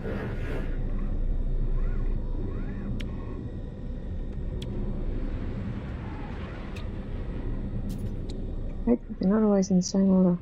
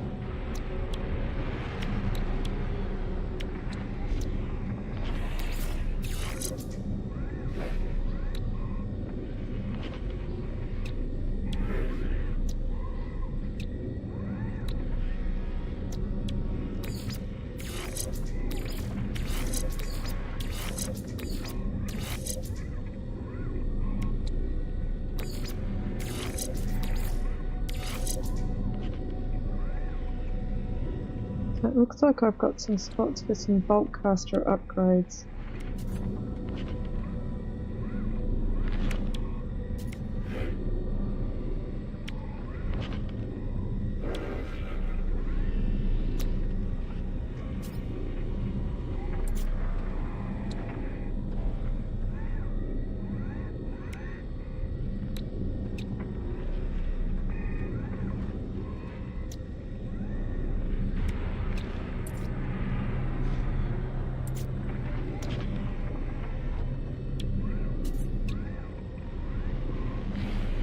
It looks like there's definitely some upgrades I can do there.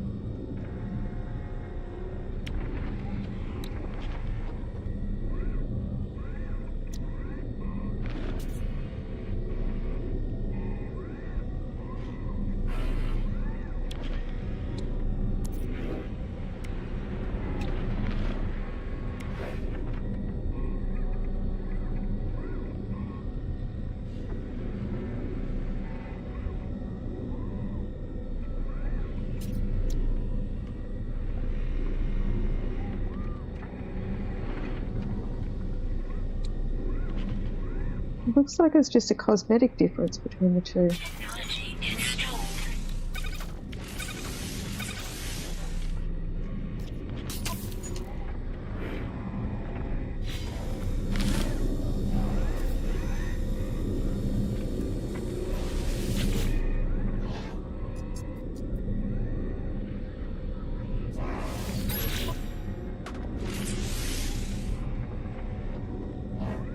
I don't think I have enough nanites.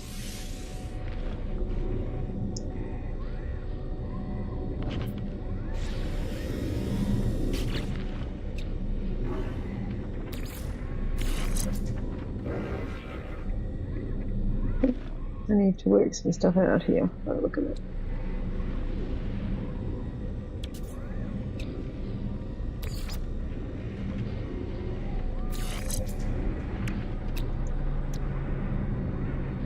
Technology installed. Magnetic resonator.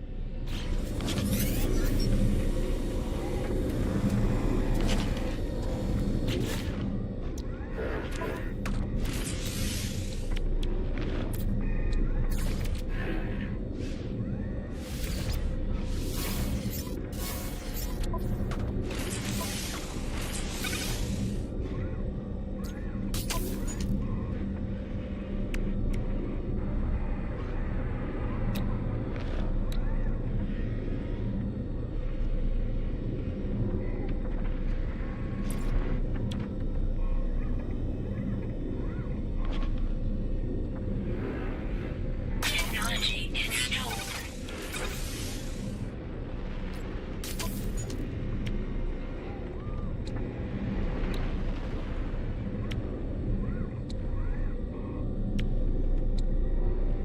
That's it. That helps with the multi-tool.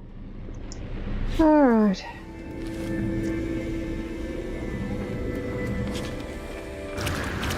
Methinks that is me done for the evening. Heading back to my ship.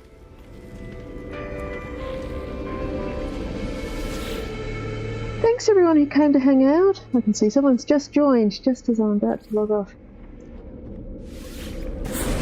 I am well past my bedtime by nearly an hour, so I'm going to go fall down somewhere and pretend to sleep. But thanks for coming and hanging out, those that did. And I hope everyone has a fabulous day doing whatever it is they do. Whether it's the start of the day or end of your day. Have a great one. Catch you later.